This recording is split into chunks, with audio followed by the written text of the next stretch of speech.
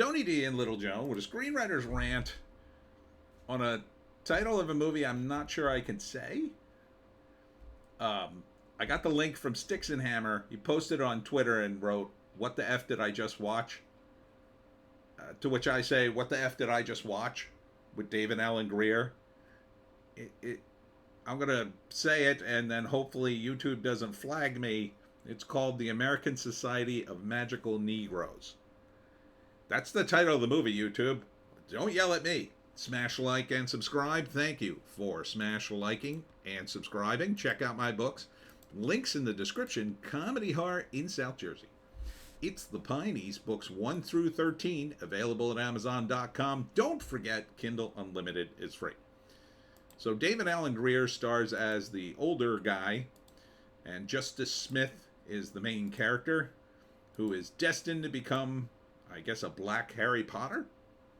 That's basically what it is. There's a secret entrance in a barber shop. Yeah, that's not too much of a racial trope, is it? And you might say, oh, come on, this is a ridiculous movie. Yes, but they don't treat it ridiculous. Like, this doesn't come off as a comedy. Like, not like Dave Chappelle produced. Like, if Dave Chappelle made this movie, it would be freaking hilarious, right? Oh my God, it would just be over-the-top craziness. That's not what it is. I don't think. It doesn't have that tone. It has a more serious tone. One that's more akin to like Harry Potter. Like Harry Potter's not a serious movie. It has serious moments. You wouldn't call it a comedy, though. I don't think you would call this a comedy. It doesn't have big belly laughs unless you think it's hilarious that the movie seems to imply that white people are simmering balls of rage that black people must then use their magical powers in order to make sure they don't go cuckoo bananas and murder everybody, I guess. That seems to be the implication. Which doesn't even comport to what this trope is. There is a trope in Hollywood about magical black people that help. Where does that come from? Well, we'll get into it in a minute. See, like here, the crazy meter that says white tears. Dude, that's pretty racist. That's not funny.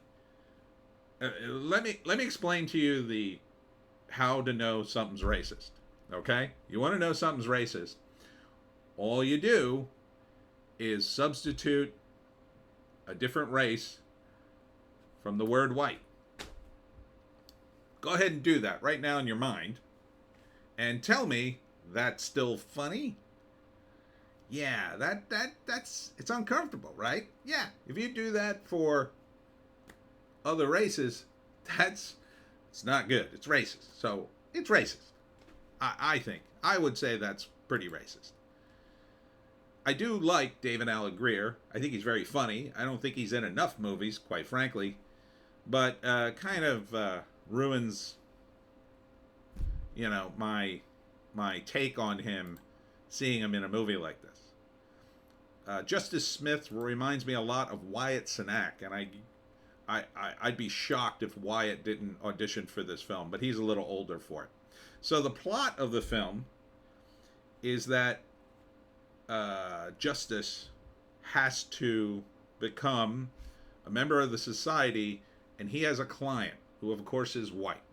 And his meter is running down. If something isn't done, I guess he'll turn into a monster.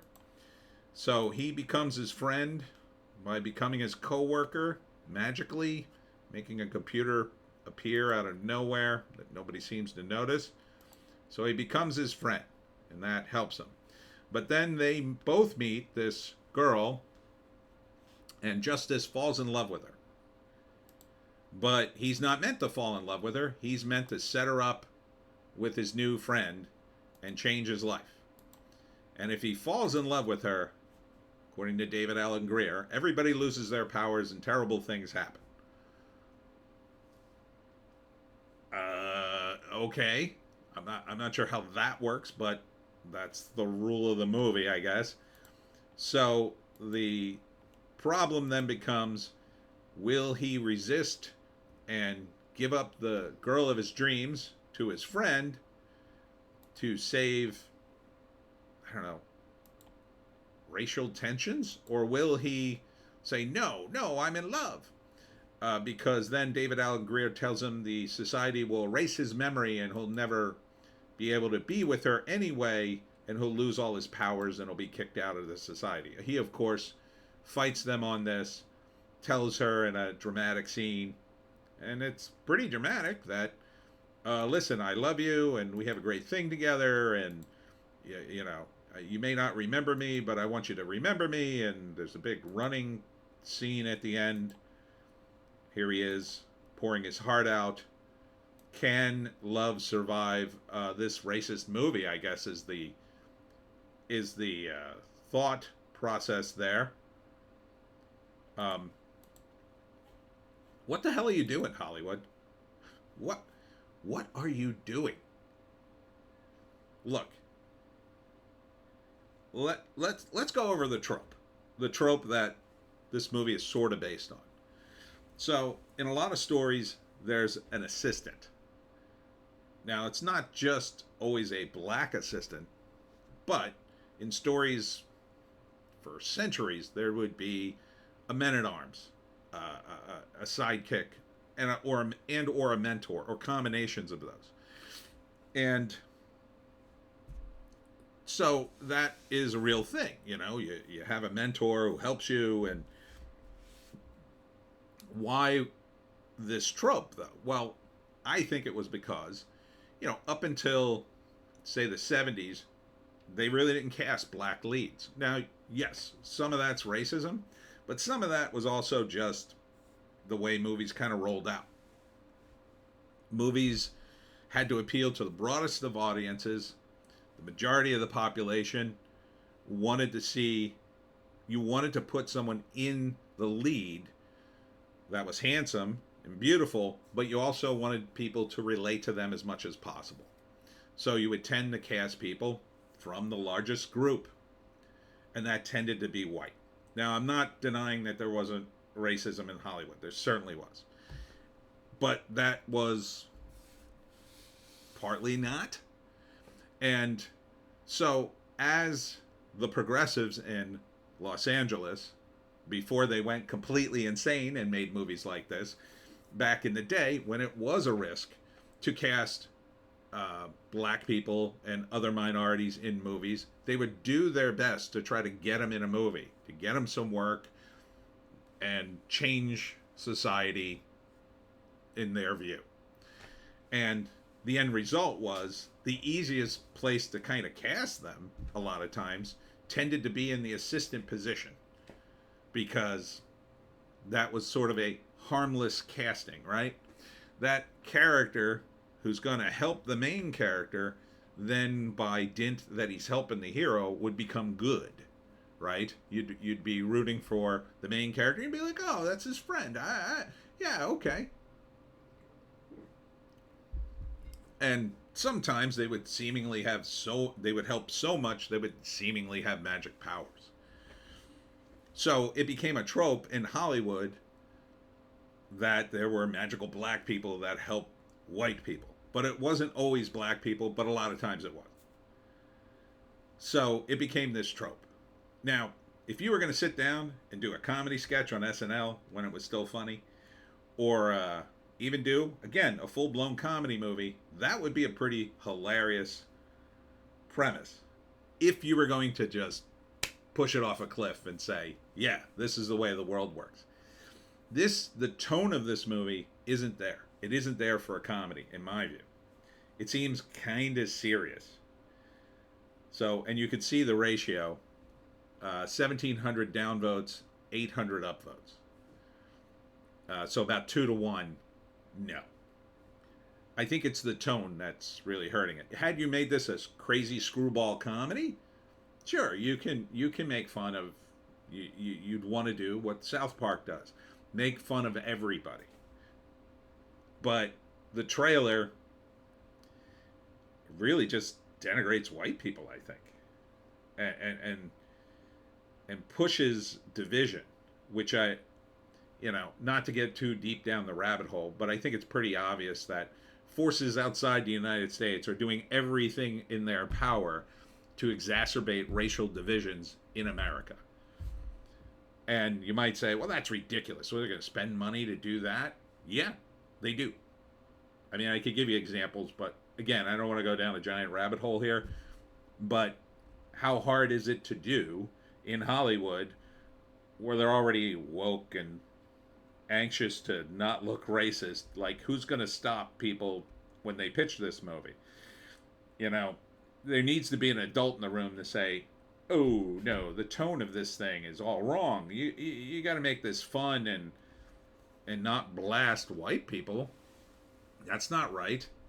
Like, someone should have pulled that cord and said, no, you gotta go back and re-edit this thing and make it a crazy comedy. You can still blast people all you want, but you got to make it light and airy so people can watch it. And I mean, ironically, the movie kind of does the exact opposite of what the characters sort of do. I think it kind of makes people, I don't know, I think they'd feel like, oh, that's kind of rough, kind of a rough take. White people are just simmering balls of rage underneath. Yeah, kind of not a good take. Look, everybody's a simmering ball of rage underneath. Hate to tell you. Anybody pushed hard enough, yeah, they're a simmering ball of rage. So, I just don't think they should have ever greenlit this thing. Not like this. And it's a shame because David Alan Grier is hilarious. If you had made this like a really funny comedy, I think, sure, David Alan Grier, he'd knock it out of the park. But yeah, it seems like it's not super serious, but serious enough that it undermines what could be. I mean, like, that he goes to black hogwarts through a barber shop. Like, I get it. That's supposed to be like a funny trope. But if you do one of those, you have to do a whole bunch of them to make it funny. Like, it has to be everything that is incredibly tropey. Like, you live in a world of tropes. You can't just pick and choose, because then that's being racist, because you're only picking on certain groups. So, yeah. Let's read the write-up. Maybe I got some of this wrong. For centuries, there's been a society hidden in plain sight, working in secret to protect black people from harm. It's called the American Society of Magical Negroes. The official selection in Sundance 2024 from writer-director Kobe Libby? Only in theaters March 22nd. So, there you go.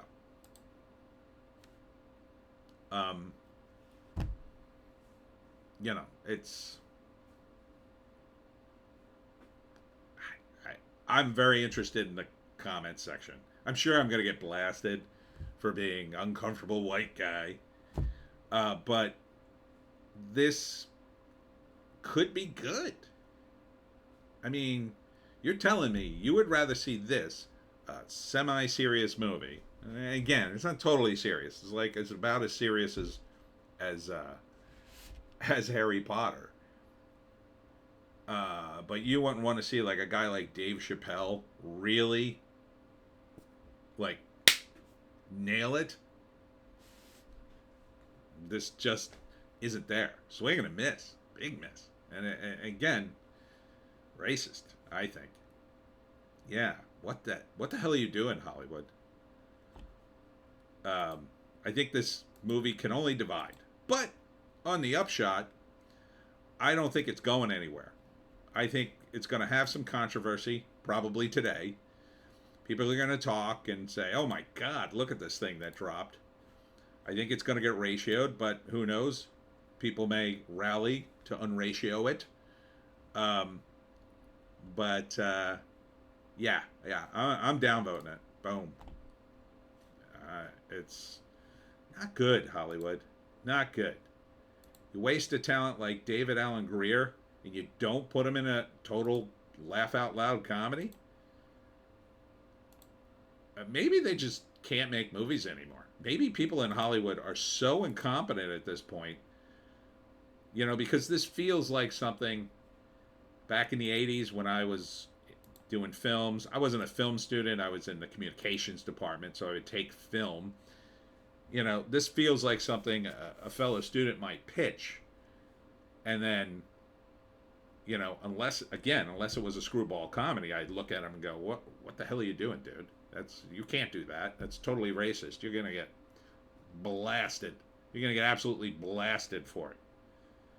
And then hopefully they'd come to their senses and go, oh yeah, you're probably right. And maybe they'd do it as a comedy. I mean, if I was involved, again, it would be hilarious. But something wrong. Okay, that's it for me, Tony D and Little Joan. I await your comments. See you in the next one.